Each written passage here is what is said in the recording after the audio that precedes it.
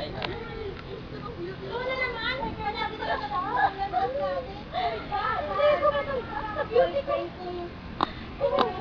Hindi niya ako pinansin.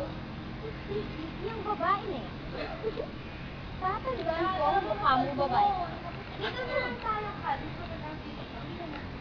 Bakit mo? Ay, dalawa dyan na. Bakit mo yan? Kaya wala kang pagkakita sa kanya. Kung asawa, boyfriend pa kaya.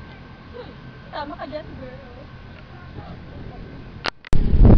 Dan, di ba hindi ka pa nagkakaroon ng girlfriend kahit minsan? Anong connect yun? Kasi, nung nagpunta tayo ng isang araw sa mall, napansin ko na may gusto ko dun sa best friend ko, interesado ka sa kanya, yung si Stella. Pansin mo rin pala yun. Oo naman. Tingin mo may gusto rin siya sa akin.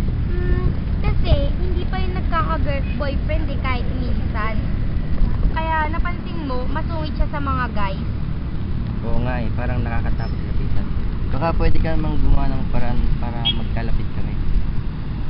Ako, wala akong magagawa, pero ikaw, meron.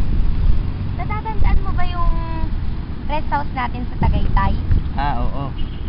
Dalhin mo siya doon, tapos doon ka na gumawa ng paraan kung paano kayo mapapalapit sa isa't isa.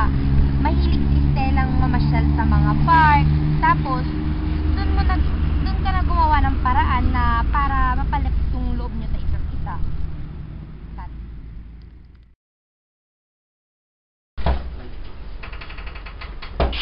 Sino yan? Sino po sila? Maniligaw po ako ng anak niyo si Stella. Oh, talaga? Maniligaw ko ng anak mo? Bakit wala siyang kinukwento sa akin? Sige, tuloy ka. Upo ka dito, Iho.